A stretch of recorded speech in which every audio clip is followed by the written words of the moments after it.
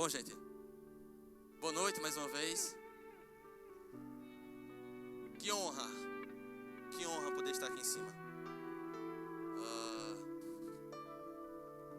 Vou falar um pouco sobre santidade, alegria na santidade. E somos tentados por tantas coisas durante a nossa idade mais jovem, né? Então, olha para quem está do teu lado e diz assim: se segura.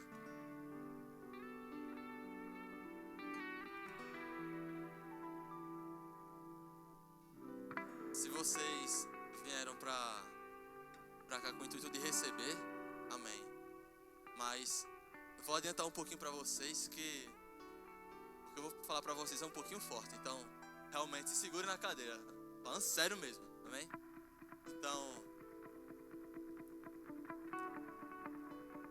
andar em santidade. Anotei. Vou pedir para que a mídia me ajude.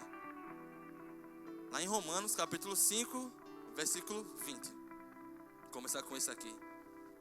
Mas diz: a lei veio para aumentar o mal.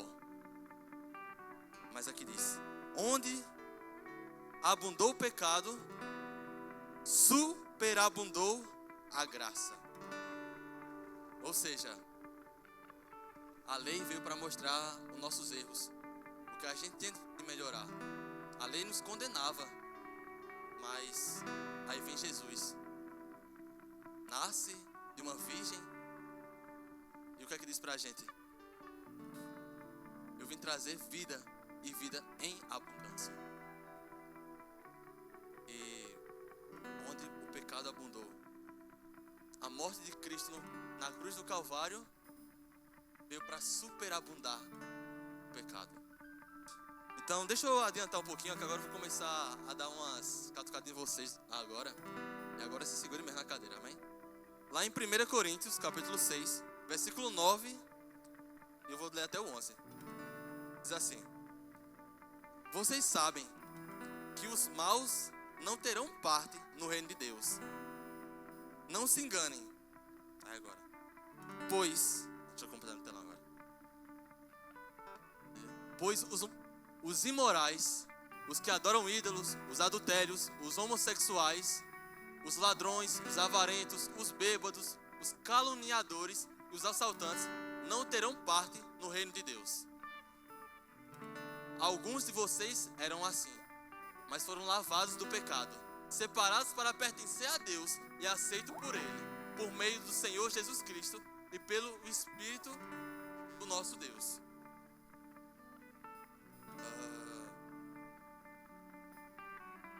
Vamos para Gálatas. Deixa eu falar sobre a obras da carne agora. Gálatas 5, 19 e vamos ler até o 21. As coisas que a natureza humana produz são bem conhecidas. Elas são a imoralidade sexual, a impureza, as ações indecentes, a adoração de ídolos, as feitiçarias, as inimizades, brigas, ciumeira, os acessos de raiva, a ambição egoísta, as desuniões e as divisões, as invejas, as bebedeiras, as farras e outras coisas parecidas com essas. Repito o que já disse: o que fazem essas coisas não receberão o reino de Deus. Então, vê como isso é sério. Uma prática errada ou uma vontade que não vem de Deus nos tira de uma prática de santidade e nos leva direto para um fogo que não se apaga. Ou seja, é o risco de não andar em santidade. Andar em santidade leva para a morte, uma separação entre Deus e o homem. Então, muitas das coisas a gente para e diz assim: não, mas só essa vez, amanhã eu peço perdão. E se amanhã não existir? Daqui a 5 minutos não existir? Não, mas só esse pecado aqui, só beber só dessa vez. Jesus vem e a gente não, mas as pessoas lá fora ficam. andar com santidade é amar o que Deus ama, odiar o que Deus odeia. Então, vê só, praticar tais coisas que não é do reino de Deus.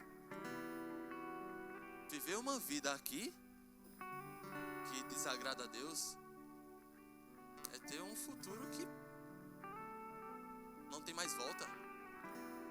Porque Deus chamou a gente para viver com Ele, andar em amor, alegria, paz, longanimidade, benignidade, e trocar o que Deus quer por coisas tão pequenas, coisas tão banais. Então, viver para agradar a Deus existe um custo. Vai apertar, vai doer. Mas é melhor doer aqui e passar a eternidade com Ele do que ter prazer momentâneo aqui nessa terra e viver uma vida que queima no fogo do inferno.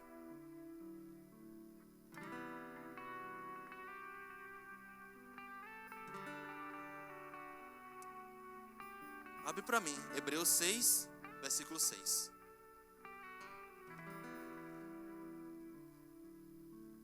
Eu andei meditando sobre ele ontem à noite e hoje pela tarde.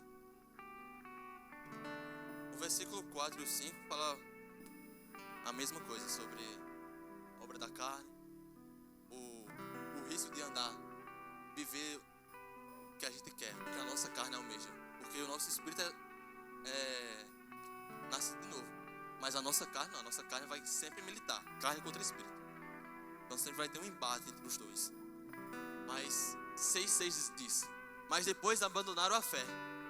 É impossível levar essas pessoas a se arrependerem de novo, pois estão crucificando outra vez o Filho de Deus e zombando publicamente dele. Então, se torna sério a partir do momento que a gente tem conhecimento da palavra. Passa uma vida inteira estudando, escutando aqui. Posso passar um culto inteiro falando sobre Deus. Você pode aprender. Mas se vocês aprendem isso, põem em prática, se vocês se desviam e começam a fazer tudo o que Deus não quer, inimizade, briga, divisão, vocês estão mostrando para as pessoas lá fora e para as pessoas que estão aqui dentro da igreja que o sacrifício que Cristo fez na cruz foi em vão. Ou seja, Jesus, amei o tempo que eu passei com você, mas agora eu vou viver a minha vida. Eu sou muito novo, eu tenho que aproveitar. Então, quando temos esse tipo de mentalidade, estamos dizendo ao mundo: Jesus morreu há 2000 anos atrás, mas eu vou crucificar ele de novo, porque eu não quero mais viver o que ele tem para mim. Eu quero viver o que eu quero. Então, o risco é esse: crucificar Jesus de novo. Então,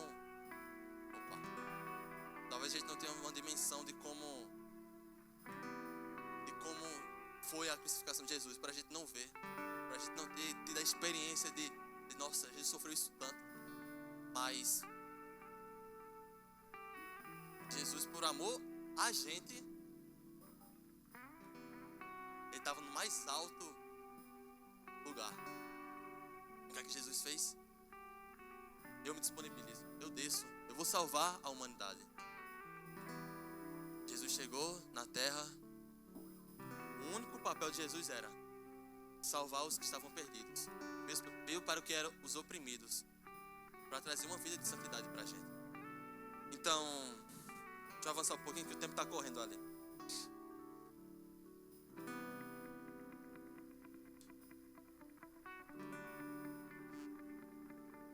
E o Espírito Santo me deu duas frases, na verdade. Mas a maior prova de amor na santidade é amar o que Deus ama.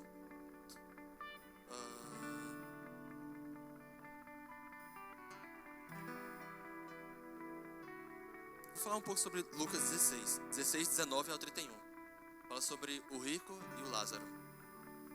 O rico teve várias oportunidades, teve o que podia, teve a maior riqueza da terra e sempre teve sua concentração em bebedeiras, festas, mulheres. E o Lázaro nasceu pobre, não tem condição alguma de ter o que o rico tinha. Mas no dia da morte, Lázaro morreu e o rico também. Então, Lázaro foi se encontrar com Abraão. E o rico estava num lugar de sofrimento, posso assim dizer. E o lugar onde o rico estava era tão atormentador, era tão denso para ele poder estar ali. Ele, a qualquer momento ele queria água, mas ele falou para Abraão: manda com que Lázaro venha, coloque o dedo na água e bota na minha boca. Não, quem está aqui não pode ir para aí. E quem está aqui não pode ir para aí. Quem está aí não pode ir para aí. E quem está no lugar de trevas não pode ir para o céu.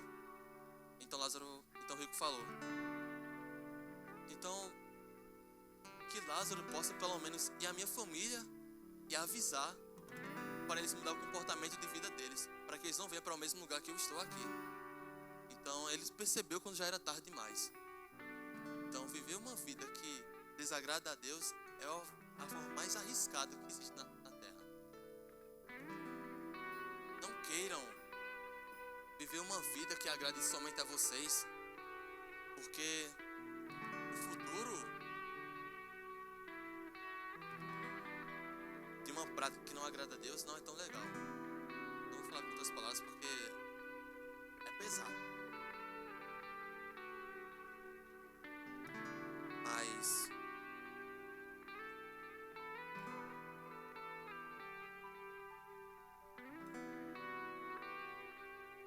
falar só isso aqui eu já encerro. Romanos 12:2 diz que: e não vos conformeis com esse século, mas transformai-vos pela renovação da vossa mente, para que experimenteis qual seja a boa, agradável e perfeita vontade de Deus. O mundo quer tratar o que a gente acredita, os princípios, os valores nossos, como algo invertido. Então, o mundo acha que viver para agradar a Deus é perder a juventude, enquanto estamos preparando nossa juventude para passar a eternidade com Ele. O mundo não entende porque são coisas espirituais. Mas interessante que 2 Coríntios, capítulo 4, versículo 4, diz que o Deus desse século cegou o entendimento dos incrédulos. Ou seja, para as pessoas que estão afastadas, estão lá fora, para que não lhes resplandeça a luz do Evangelho. Existe uma tradução no grego e no hebraico que diz que Satanás cegou, literalmente ele tirou os olhos das pessoas e não permitiram que a luz do Evangelho pudesse resplandecer sobre a vida deles. Satanás, ele tem uma estratégia simples, mas não é nova. Ele usa a mesma estratégia para tudo. Então, ele diz que cegou o entendimento. Quando ele fala sobre isso, ele literalmente pega os olhos dos incrédulos, os olhos espirituais dele, e arranca, para que eles não possam contemplar o que a palavra está dizendo, o que a palavra diz a respeito, os princípios, os valores. As pessoas dizem que homem casar com homem é normal, mulher casar com mulher é normal. Mas onde é que isso está na Bíblia? O mundo quer induzir um valor que para eles é o certo. E quando a gente vai com a verdade, diz que a gente está ultrapassado, que a Bíblia já não é mais o que devia ser, que deve escrever uma nova Bíblia. Irmãos, Deus é o mesmo ontem, hoje e amanhã. Ele não mudou e nem vai mudar. Então por que o mundo se incomoda tanto em querer que a gente mude os nossos princípios, os nossos valores? Eles querem normalizar algo que é totalmente errado. Se eles querem normalizar é porque aquilo é errado. Se estamos falando de algo, temos plena convicção do que Deus quer a nosso respeito, não é a vontade de Deus. João 10:10 diz: o ladrão vem senão somente para matar, roubar e destruir. Jesus disse: eu vim para que tenham vida, e vida em abundância. Então, o mundo, por passar mais de 2000 anos, o mundo esquece o sacrifício que Jesus fez. sacrifício para o bem de toda a humanidade. Quando José foi na frente, José do Egito, para preparar o caminho para o povo, muitas das pessoas tiveram inveja, os próprios irmãos dele tiveram inveja dele. Então, José criou um legado para a terra do Egito. Fez o Egito prosperar da melhor maneira possível, como ninguém nunca tinha visto. Teve 7 anos de prosperidade e depois veio os 7 anos da falta. Mas José criou um legado ali. As pessoas permaneciam no mesmo princípio que José fez. Não, se o Deus de José fez isso, falou isso, nós vamos obedecer. Mas até que se passam 420 anos e as pessoas esqueceram o que José fez, o que o Deus de José fez. Então hoje, depois de 2000 anos, as pessoas acham que o sacrifício que Cristo fez lá atrás é ultrapassado. Um homem que suou sangue para não se separar de Deus.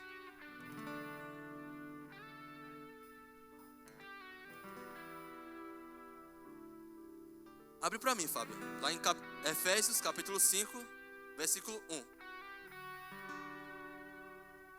Vamos até o 3. Sede, pois, imitadores de Deus, como filhos amados, e andai em amor, como também Cristo nos amou, e se entregou a si mesmo por nós, como oferta e sacrifício a Deus em aroma suave. Mas a impudicícia, bota na NTLH, por favor. Vocês fazem parte do povo de Deus.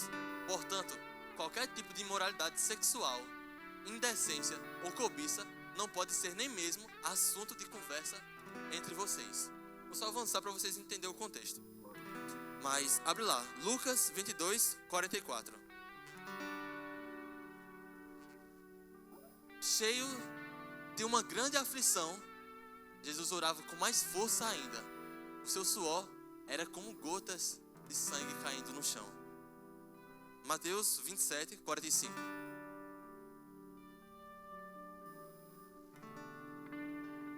Ao meio-dia começou a escurecer e toda a terra ficou 3 horas na escuridão. Às 3 horas da tarde, Jesus gritou bem alto: Eli, Eli, lema sabachthani. Essas palavras querem dizer: meu Deus, por que me abandonastes? Jesus suou gota de sangue por não querer se separar de Deus. Mas ele tem uma missão: salvar a gente. Mas o interessante em Lucas 22, 44 é que ele suou sangue porque não queria se afastar de Deus. Em nenhum momento Jesus tenha sido separado de Deus. João 1:1 diz: no princípio era a palavra estava com Deus e a palavra era Deus. Então, desde o princípio da terra, da criação do mundo, Jesus estava com Deus. E era a primeira vez que ele iria se separar. Por quê? Porque o homem desobedeceu a Deus. O homem quis viver a própria vontade, deixou de andar em santidade, a morte reinou. Então um homem que não tem nada a ver com isso, um homem justo, teve que vir pagar o preço. Porque deixamos de andar em santidade. Porque quisemos viver uma vida que desagradasse a Deus. Viver uma vida que desagrada a Deus é morte. Viver uma vida que desagrada a Deus é morte. Morte espiritual ou morte física. Jesus suou gota de sangue. Quem na face da terra suou gotas de sangue? Por grande aflição. Por não querer ser afastado de Deus. Irmãos, isso aí devemos pegar isso como exemplo. Se Jesus não quis se separar de Deus, porque às vezes a gente troca Jesus, Deus, por coisas bestas. Não, eu tenho 5 minutos só para descansar. Vou mexer no celular. E Deus fica onde? Quando Deus quer dar um sermão daquele que puxa a sua orelha para você ter uma transformação de vida completamente.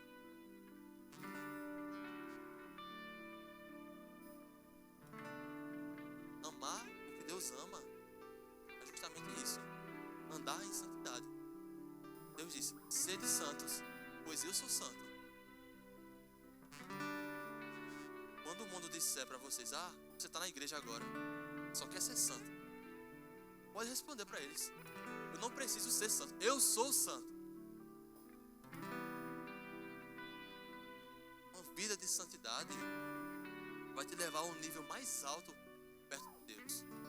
O pecado te afasta, a santidade te aproxima.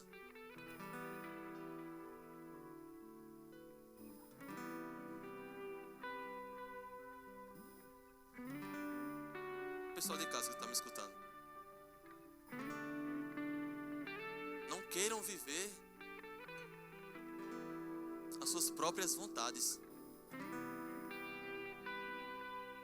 Vivam a vida que Deus tem para vocês. Viver uma vida que agrada a Deus é muito melhor. Consertem-se, andem em santidade, façam o que Deus quer que vocês façam, para que no futuro vocês não venham a ficar na terra quando Jesus voltar.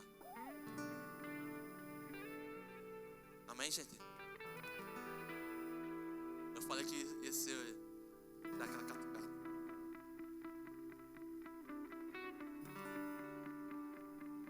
Eu vou pedir para as meninas subirem.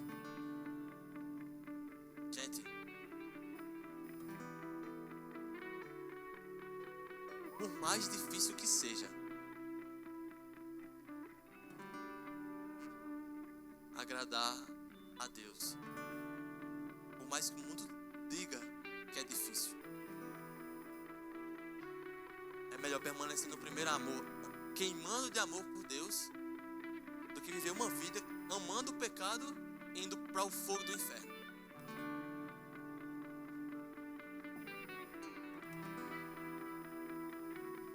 Vamos ficar de pé? Eu já bati demais em vocês aqui. Eu não, né? A palavra. Vou deixar que as meninas conduzam.